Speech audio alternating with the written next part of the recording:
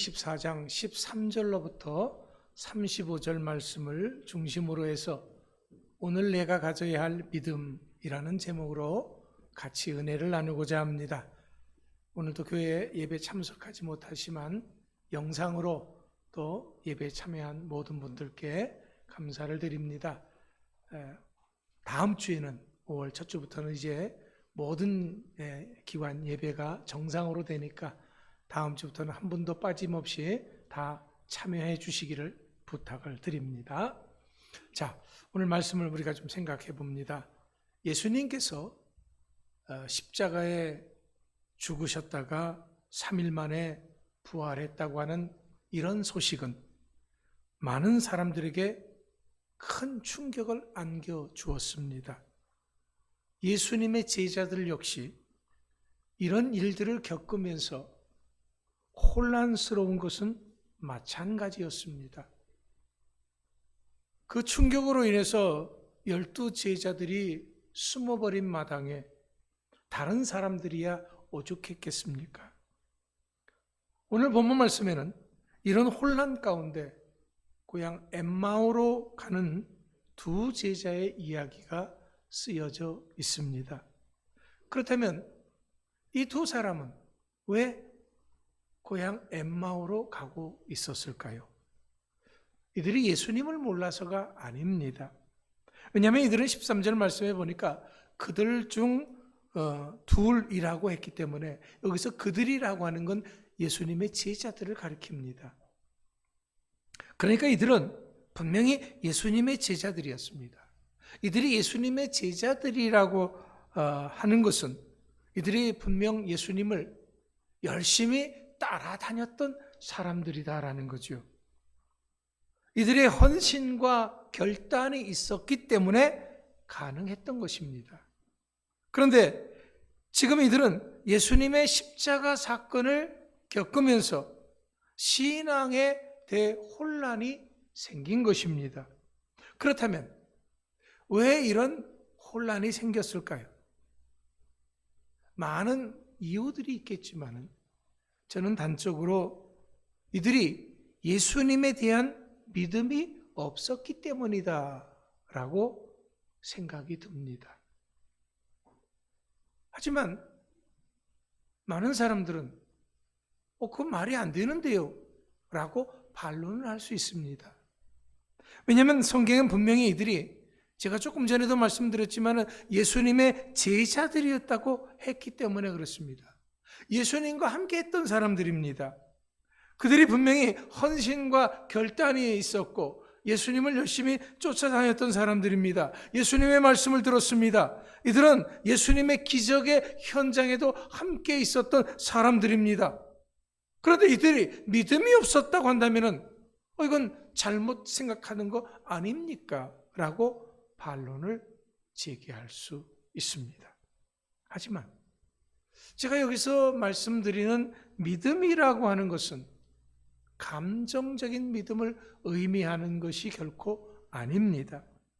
지금까지 이들의 믿음, 즉 엠마오로 가는 이 두 제자의 믿음이라고 하는 것은 제가 살펴보니까 이들이 이런 것 같아요. 수많은 기적을 보았기 때문에 믿는 믿음이었다라는 거예요. 또 많은 사람들이 따랐기 때문에 예수님을 쫓았기 때문에 그들도 예수님을 따른 것입니다. 그러니까 이들의 믿음은 예수님에 대한 약간의 지식과 환경과 감정에 의한 것이었다라는 겁니다. 한마디로 정확히 말하자면 이들은 믿음 때문에 예수님을 쫓았던 것은 아니었다라는 거죠. 이런 믿음은 위험한 것입니다. 왜냐하면 이런 믿음은 상황에 따라서 얼마든지 달라질 수 있기 때문에 그렇습니다. 문제는 우리들 역시 많은 사람들이 지금도 이런 믿음을 가지고 있다고 하는 것입니다. 사람들은 하나님의 말씀을 듣고 마음의 감동을 받았기 때문에 믿는다고 합니다. 기적을 보았기 때문에 믿는다고 합니다. 많은 사람들이 따르기 때문에 자신들도 따른다고 합니다. 하지만 기적은 예수님이 어떤 분인가 하는 것을 보여주는 표지판에 불과한 것입니다. 그 기적 자체를 믿을 것은 아니다라는 거지요. 그 기적이 무엇을 의미하는지를 분명히 알고 믿어야 합니다. 오병이의 기적의 예를 들어봅니다. 예수님이 이 오병이의 기적을 베푸시고 나서 다른 곳으로 이동하셨습니다. 그런데 이튿날 수많은 사람들이 예수님이 계신 곳까지 찾아왔습니다. 이런 사람들을 보고 예수님께서 요한복음 6장 26절에서 이렇게 말씀했습니다.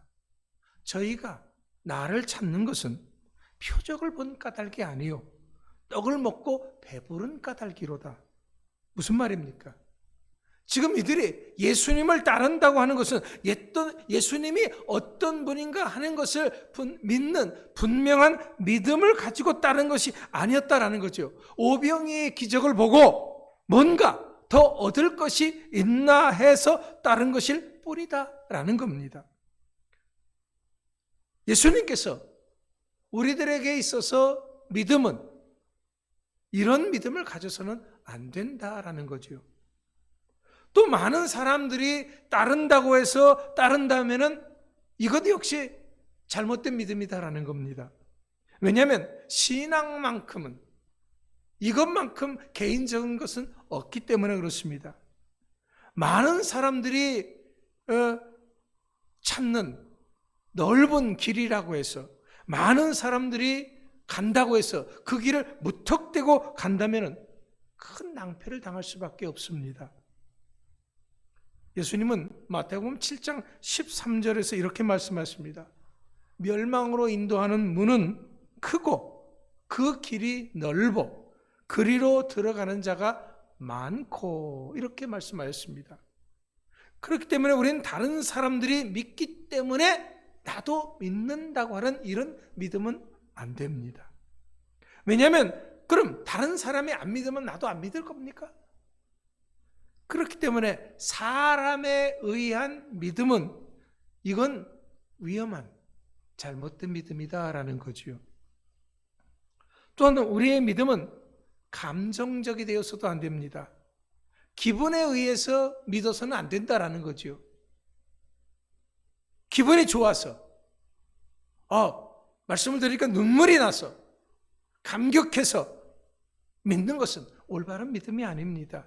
진정한 믿음은 기분이 상관없이 눈물과도 상관없이 우리의 감격과도 상관없이 믿을 수 있어야 하는 것입니다.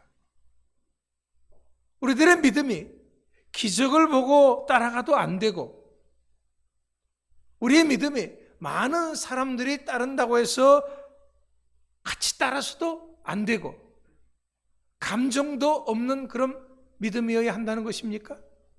아니요, 그런 말이 아닙니다. 우리가 믿음의 삶을 살아감에 있어서 적어도 무엇이 먼저인가 하는 것은 분명하게 해야 한다는 거죠. 왜냐하면 감정이라는 것은 내가 아는 것에 의해서 자연스럽게 따라오는 것입니다.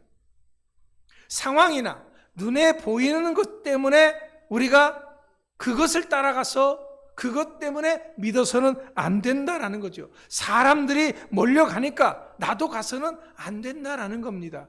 그러면 우리가 잘못된 길로 들어서기가 쉽습니다. 이런 믿음은 상황이 바뀌면 얼마든지 바뀔 수가 있어요. 그래서 위험한 겁니다. 사람이나 환경이라고 하는 것은 우리들에게 실망과 좌절을 주기가 쉽습니다. 믿음의 길을 포기하게 만들기가 쉽습니다. 무엇보다도 이런 것들은 언제 바뀔지 모른다라는 거지요. 그렇기 때문에 위험하다라는 겁니다.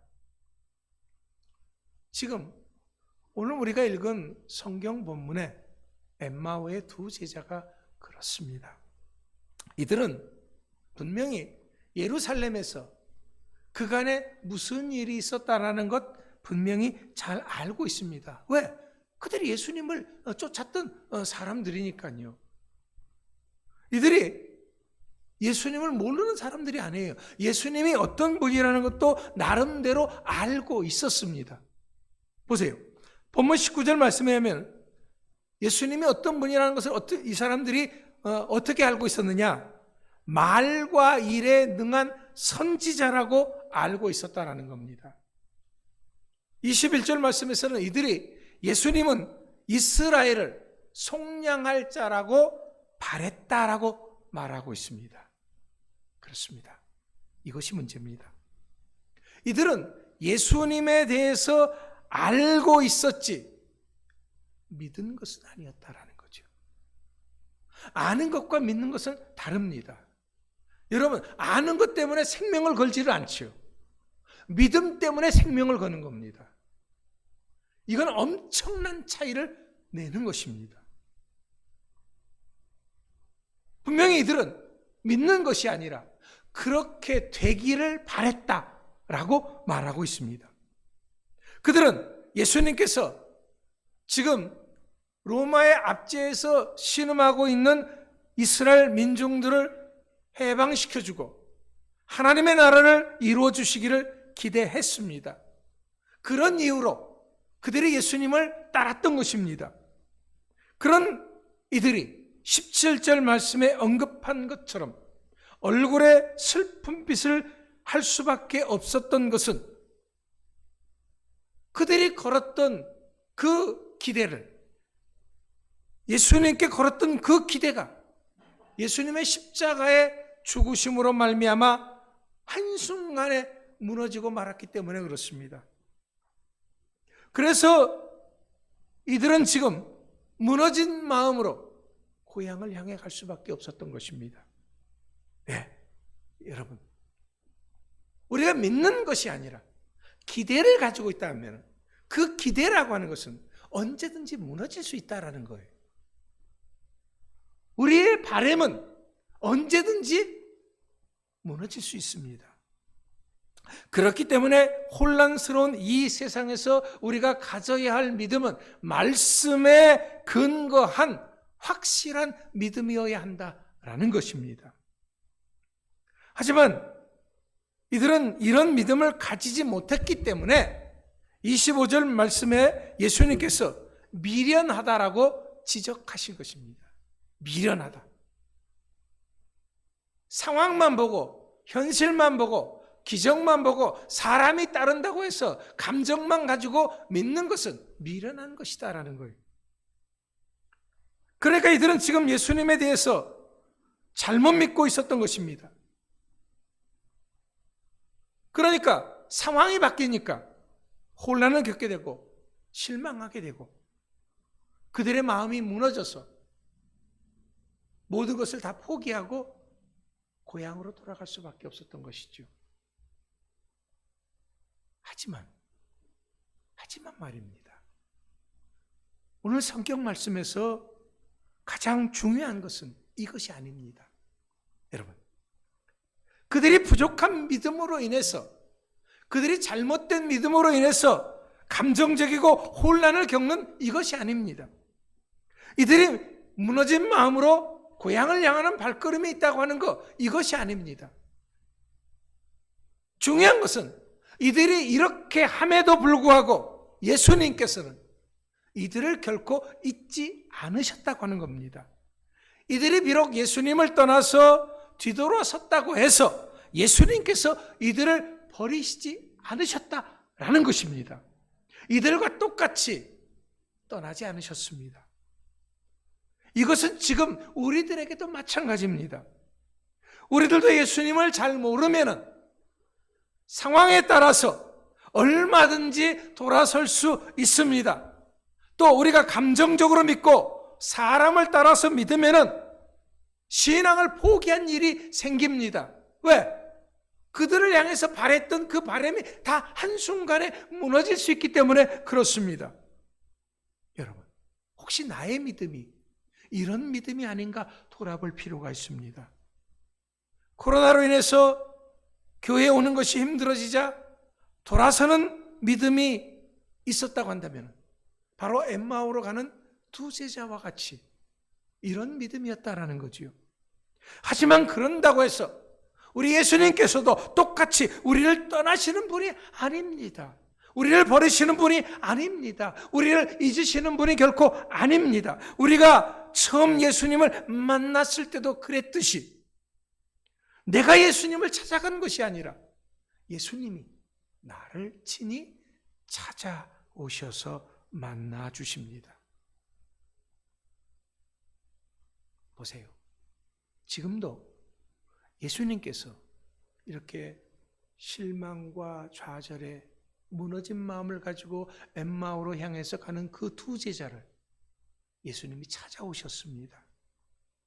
그래서 이들의 믿음에 있어서 무엇이 잘못되어졌는지, 무엇이 부족한지 정확하게 아시는 우리 주님께서 그들의 믿음의 부족함을 채워주셨습니다. 그들의 믿음의 잘못을 바로잡아 주셨습니다. 그런데 이런 모든 것들을 무엇을 통해서 하셨습니까? 말씀을 통해서 하셨습니다. 엠마오로 가는 두 제자는 말씀은 알기는 알았지만 제대로 알지 못했습니다. 그래서 친히 예수님께서 구약에 기록된 말씀 하나하나를 찾아가면서 들려주시면서 예수님이 누구이신지, 예수님이 왜 십자가를 지셔야 했는지, 왜 예수님께서 부활하셔야 했는지를, 예수님께서 이런 일을, 모든 일들을 하게 된 것에 대해서 자세하게 설명을 해 주셨습니다. 보세요. 이들이 예수님께서 말씀을 통해서 예수님이 어떤 분이라는 것을 쭉 얘기해 주고 나니까 이들이 이제 예수님을 제대로 알게 된 것입니다. 그러고 나니까 어떤 일이 벌어졌습니까? 31절 말씀해 보니까 이들이 눈이 밝아졌다 그랬어요. 그 전에는 말씀을 제대로 알지 못하고 감정적이 돼서 사람들이 따르는 그런 믿음, 기적을 보고 믿는 그런 믿음이었을 때는 예수님이 곁에 있어도 예수님을 알아보지 못했습니다. 그런데 이들이 눈이 밝아지니까, 말씀을 통해서 예수님이 누군지를 확실하게 알고 눈이 밝아지니까 예수님을 제대로 알아보게 된 것입니다. 그것만이 아니에요. 이들의 마음이 뜨거워졌다 그랬습니다. 그러니까 이들이 말씀을 통해서 이제 예수님에 대해서 제대로 알게 되니까 마음이 뜨거워졌다라는 거예요. 우리들의 믿음이, 감정이, 뜨거움이 먼저가 아니다라는 겁니다. 주님의 말씀을 듣고 제대로 알아서 마음이 뜨거워지는 것, 이것이 올바른 믿음을 갖는 것이다라는 거지요. 그렇기 때문에 우리가 주님의 말씀을 제대로 알아야 하는 것입니다. 그래야지만이 환경에 의해서 흔들리지 않는, 사람에 의해서 흔들리지 않는 굳센 믿음을 갖게 되는 것입니다. 예전과는 다른 뜨거운 신앙인이 될 수가 있는 것입니다. 여러분, 이런 신앙인이 되기 위해서 먼저는 우리는 예수님이 누구이신지를 분명히 알아야 합니다. 예수님께서 왜 오셨고 예수님께서 왜 십자가를 지셨는지 알아야 합니다. 예수님은 자신의 죄가 있어서 십자가를 지신 것이 아닙니다. 나의 죄를 용서하기 위해서 그 십자가로 나의 죄값을 대신 치러 주신 것입니다. 그리고 이것이 완성되어졌음을 부활을 통해서 증명해 주신 것입니다. 그렇습니다. 바로 이것입니다. 이것을 믿는 자는 구원을 받게 되는 것입니다. 이것을 믿는 자는 그 마음이 뜨거워지는 것입니다. 이것을 믿는 자는 그 어떤 상황 속에서도 흔들리지 않는 굳센 믿음의 사람이 되는 것입니다. 왜냐하면 나를 향한 하나님의 사랑을 알기 때문입니다. 내가 예수님을 십자가에 죽게 만든 죄인 중에 죄인임을 알게 되기 때문에 그렇습니다. 보세요. 이들의 믿음이 말씀으로 인해서 확실해지니까, 그러고 난 다음에 이들이 무엇을 했습니까? 이들은 그 밤에 곧바로 다시금 예루살렘으로 돌아갔다 말씀했습니다. 돌아가서 무엇을 했습니까? 35절 말씀에 의하면 이들은 부활의 예수님의 증인이 된 것을 볼 수가 있습니다. 여러분, 이 엠마오의 두 제자가 이렇게 이런 일을 함에 있어서 조금도 주저함이 없었습니다. 본문 33절의 말씀에 곧 그대로 일어났다라고 하는 기록을 보면은 알게 됩니다.